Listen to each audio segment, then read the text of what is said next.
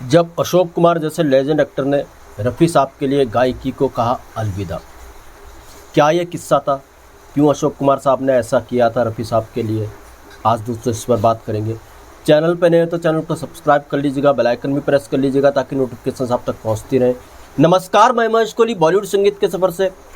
दोस्तों, अशोक कुमार साहब 1936 से उन्होंने अपनी कैरियर की शुरुआत की थी बतौर एक्टर और सिंगर। जीवन नैया में उन्होंने काम किया था। 1936 में एक मूवी आई थी। उसके बाद अछूत कन्या, उसमें गाया भी था उन्होंने। मैं बन का पंछी बन के संग संग दो। तो ये वो दौर था जब एक्टर अपने लिए गाते भी थे। उनमें से एक थे अशोक कुमार। और अशोक कुमार साहब ने तो अपना कद बहुत बड़ा कर लिया था 1940 तक आते आते। अशोक कुमार साहब उस समय गा भी रहे थे और अपनी फिल्मों में एक्ट भी कर रहे थे। 1943 में अशोक कुमार की एक मूवी आई थी किस्मत। किस्मत मूवी का कहते हैं आज तक कोई रिकॉर्ड नहीं तोड़ पाया। ब्लॉकबस्टर मूवी, पहली मूवी ये साबित हुई थी किस्मत अशोक कुमार साहब की। कलकत्ता में 183 हफ्ते चली थी रॉक्सी सिनेमा में किस्मत। तो अशोक कुमार किस्मत के बाद तो बहुत बड़े स्टार बन चुके थे और कहते हैं पहले जो सुपरस्टार है वो है अशोक कुमार साहब। अशोक कुमार साहब गायक भी थे और एक्टर भी थे उस वक्त में, और किस्सा भी ये उसी वक्त का है दोस्तों। तो अशोक कुमार साहब एक्टर तो थे ही, गायक तो थे ही, उसके साथ साथ अशोक कुमार साहब प्रोड्यूसर भी थे। जी हाँ, उन्होंने फिल्मिस्तान नाम से एक स्टूडियो खोला था। उनके साथ दो पार्टनर और थे, एक थे शशाधर मुखर्जी और दूसरे थे राय बहादुर चुन्नीलाल। ये तीनों पार्टनर थे। बॉम्बे टाकिस के बाद ये फिल्मिस्तान स्टूडियो खुला था। तो फिल्मिस्तान ही स्टूडियो से जुड़ा ये किस्सा है। फिल्मिस्तान प्रोडक्शन की स्टूडियो की एक फिल्म बन रही थी दोस्तों 1947 में। ये फिल्म थी साजन। 1947 में ये फिल्म आई थी और उसी दौर का ये किस्सा है जब ये 1947 में जो हिंदू मुस्लिम के झगड़े थे, भारत पाकिस्तान विभाजित हुआ था, विभाजन का दर्द था, लोगों में झगड़े हो रहे थे, तो उसी दौर का ये किस्सा है दोस्तों। तो साजन मूवी 1947 उसका ये किस्सा है। तो उसके गानों की रिकॉर्डिंग से जुड़ा ये किस्सा है। साजन मूवी के गाने रिकॉर्ड करवा रहे थे संगीतकार सी रामचंद्र। सी रामचंद्र 1947 साजन मूवी के म्यूजिक डायरेक्टर थे। तो सी रामचंद्र उस दौर में नए नए जुड़े हुए थे फिल्मिस्तान स्टूडियो से। तो सी रामचंद्र साजन मूवी का संगीत दे रहे थे और इसके जो गाने थे वो गाने थे अशोक कुमार साहब ने। सारे के सारे गाने अशोक कुमार साहब ने गाने थे।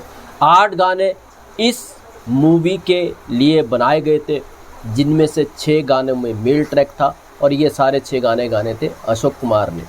तो अशोक कुमार साहब का तय था कि अपनी फिल्म जो उनकी थी ये साजन, उसमें सारे गाने अशोक कुमार साहब गाएंगे।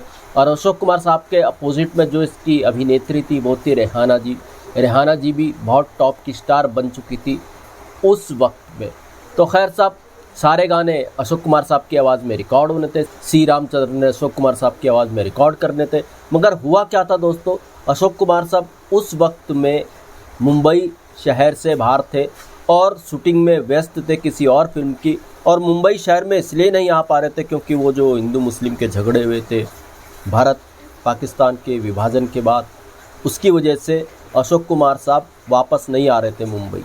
तो खैर साहब, सी रामचंद्र को अशोक कुमार साहब की आवाज़ में साजन के लिए गाना रिकॉर्ड करना था, हमको तुम्हारा ही आसरा। ये गीत रिकॉर्ड करना था और इस गीत का एक सोलो वर्जन रिकॉर्ड होना था और एक डुएट वर्जन रिकॉर्ड होना था। तो सी रामचंद्र को अंदर से न जाने क्यों क्या फीलिंग आ रही थी यार, कैसे वो अशोक कुमार साहब की आवाज़ में इतना प्यारा गीत रिकॉर्ड करेंगे। उनको रफ़ी साहब की आवाज़ ही पसंद आ रही थी इस गीत के लिए। और रफ़ी साहब उस समय जद्दोजहद कर रहे थे बड़ा सिंगर बनने के लिए। ये उस दौर की बात है। नए नए रफ़ी साहब का नाम हो रहा था, नए नए मोहम्मद रफ़ी बने थे।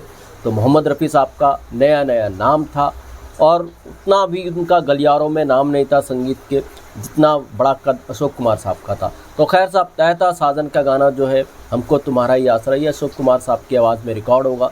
मगर सी रामचंद्र जो है वो कुछ और मन में बसा के बैठे थे। उन्होंने सोचा था इस गीत को रफ़ी साहब की आवाज़ में क्यों ना रिकॉर्ड किया जाए। और इत्तेफाकन अशोक कुमार साहब भी शहर से बाहर थे।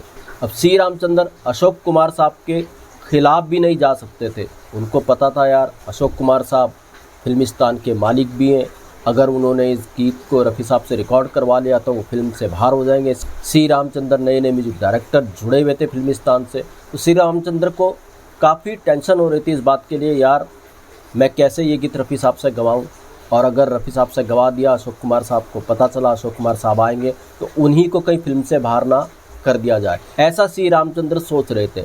मगर दोस्तों हुआ क्या, जो फिल्मिस्तान के एक और पार्टनर थे शशाधर मुखर्जी, उनको इस फिल्म के गाने जल्दी चाहिए थे, तो उन्होंने बात की सी रामचंद्र से कि इस गाने को जल्दी बनाओ यार, इस गीत को जल्दी रिकॉर्ड करो। तो सी रामचंद्र ने कहा अशोक कुमार साहब तो बाहर है, क्या इस गीत में मैं कुछ और ट्राई कर सकता हूँ। तो शशाधर मुखर्जी ने पूछा क्या ट्राई कर सकते हो। उसने कहा क्यों ना इस गीत के लिए नए लड़के को लिया जाए जो मोहम्मद रफ़ी है। तो शशाधर मुखर्जी ने कहा आपकी मर्ज़ी है, आप म्यूजिक डायरेक्टर हो, मेरा काम प्रोडक्शन का है यार, मैं प्रोडक्शन देखता हूँ, तो आप जैसा चाहो वैसा करो, मगर इसके गाने मुझे जल्द से जल्द रिकॉर्ड करके दो। तो खैर साहब, इस तरीके से सी रामचंद्र ने रफ़ी साहब की आवाज़ में इस फिल्म का जो गीत रिकॉर्ड किया, वो गीत था हमको तुम्हारा ही आसरा। रफ़ी साहब ने अपनी आवाज़ में इस गीत को रिकॉर्ड कर दिया, हमको तुम्हारा ही आसरा। और कुछ दिन बाद जब सब कुछ शांत हुआ, अशोक कुमार साहब वापस मुंबई आए, और अशोक कुमार साहब को जब इस गीत को सुनाया गया तो सी रामचंद्र को लग रहा था अशोक कुमार साहब गुस्सा ना हो जाए, मगर जैसे ही अशोक कुमार साहब ने इस गीत को सुना तो अशोक कुमार साहब भौचक्के रह गए, इतनी प्यारी आवाज़।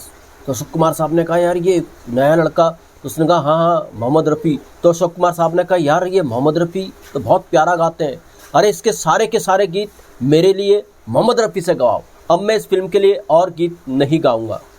अब सी रामचंद्र जैसा चाहते थे वैसे ही हुआ। जो अशोक कुमार साहब इस फिल्म के लिए जो और गीत गाने वाले थे, उन गीतों को भी रफ़ी साहब की आवाज़ में रिकॉर्ड किया गया। उनमें से काफ़ी गीत हिट भी रहे हैं। ओ बाबू तेरी गली में चांद निकला, ओ बाबू गली में तेरी चांद चमका, ऐसे ऐसे गीत फिर रफ़ी साहब ने इस फिल्म के लिए गाए, और अशोक कुमार साहब को रफ़ी साहब की आवाज़ इतनी पसंद आई। कहते हैं उसके बाद अशोक कुमार साहब बड़े एक्टर तो बने, बड़े एक्टर क्या लेजेंड एक्टर थे, मगर उन्होंने फिर इस फिल्म के बाद ज़्यादा गायकी नहीं की, और फिर उन्होंने अपनी आवाज़ बनाया मोहम्मद रफ़ी को, ऐसा कहा जाता है, और रिकॉर्ड पे ये सब बातें हैं दोस्तों। तो साजन जो 1947 में आई, इस फिल्म के गीत सारे के सारे अशोक कुमार साहब ने गाने थे, मगर सी रामचंद्र के कारण और फिल्म के जो प्रोड्यूसर थे शशाधर मुखर्जी, उनके कारण मौका दिया गया रफ़ी साहब को, और अशोक कुमार साहब को भी रफ़ी साहब की आवाज़ इस फिल्म के गानों के लिए पसंद आई, और रफ़ी साहब फाइनल हुए इस फिल्म के गीतों के लिए। और रफ़ी साहब ने आगे चल के तो फिर कभी पीछे मुड़ के नहीं देखा। बैजू बावरा उनकी जो फिल्म आई थी 1953 में, उसके बाद तो रफ़ी साहब लेजेंड बने, और फिर आज तक रफ़ी साहब का कोई सानी ही नहीं है, इतने बड़े सिंगर बन के उभरे थे रफ़ी साहब। तो खैर साहब, ये था साजन 1947 में जो मूवी आई थी अशोक कुमार साहब की, उसके गीतों का किस्सा। ऐसे किस्से मैं आपके लिए लेकर के आता रहूँगा। महेश कोहली को दीजिएगा इजाज़त। Good bye, good luck and take care.